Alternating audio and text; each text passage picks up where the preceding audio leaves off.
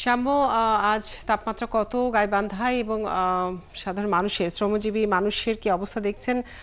জেলা প্রশাসন থেকে শীতার্তদের সাহায্যে কি ধরনের ব্যবস্থা নেওয়া হচ্ছে? গাজরি আজকে গাইবান্ধা যদিও আবহাওয়া অফিস নেই। শীত আসলে তাপমাত্রা পরিমাপ করে কৃষি বিভাগের দেয়া তথ্য অনুযায়ী আজকের তাপমাত্রা সর্বনিম্ন 13.8 ডিগ্রি সেলসিয়াস এবং সর্বোচ্চ 26 ডিগ্রি সেলসিয়াস। গাইবান্ধায় যে এ মাসে এই শীতের সর্বনিম্ন তাপমাত্রা ছিল 12 ডিগ্রি সেলসিয়াস, সেটি 6 তারিখে 6 ডিসেম্বর। এরপর 12 ডিসেম্বর সর্বোচ্চ যেটি সেটি ছিল সর্বনিম্ন 17 ডিগ্রি সেলসিয়াস তাপমাত্রা গাইবান্ধায়।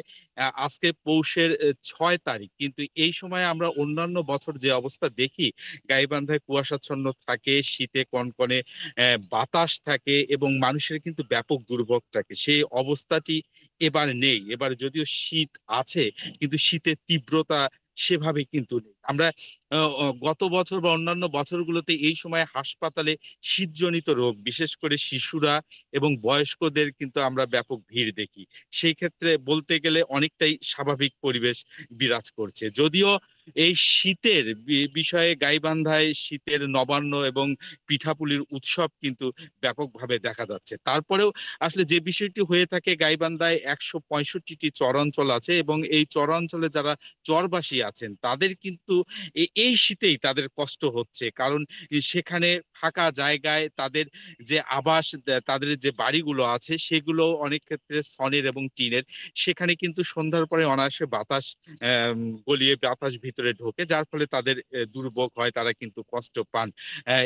যদিও তারা গুটিসুটি হয়ে থাকেন, রাতের বেলা হয়তো বা একটি কম্বলের মধ্যে সবাই মিলে গুটিসুটি হয়ে থাকেন, কিন্তু দিনের বেলা সকালের শুরুতেই কিন্তু সূর্যের আমরা স্বাভাবিক ঝলমলে রোদ দেখতে পারি এবং বেশ উষ্ণতা এবং সূর্যের তাপমাত্রাও বেশ ভালো দেখা যায়। আর আপনি যে কথাটি বলছেন যে শীতের জন্য জেলা প্রশাসনের পক্ষে থেকে কি করা হচ্ছে, আমি গাইবান্ধা জেলা প্রশাসক চৌধুরী মোয়াজ্জেম আহমেদের সঙ্গে কথা বলেছি। তিনি যেমনটি বলেছেন যে গাইবান্ধা 7টি উপজেলার জন্য, প্রত্যেকটি উপজেলার জন্য 2000 করে কম্বল বরাদ্দ করেছেন, যেটি আসলে ইউনিয়ন পর্যায়ে মেম্বার এবং ইউপি সদস্যদের মাধ্যমে বিতরণ করা হচ্ছে এবং বিতরণ করা হবে। এছাড়াও ত্রাণ দুর্যোগ ব্যবস্থাপনা মন্ত্রণালয় থেকে এবং প্রধান উপদেষ্টার কার্যালয় থেকে তিনি কম্বল পেয়েছেন। এর পাশাপাশি জেলা পরিষদের মাধ্যমেও কম্বল তিনি কিনবেন। কিন্তু আমরা যে বিষয়টি লক্ষ্য করছি যে অন্যান্য সময়ে এই অন্য বছরগুলোতে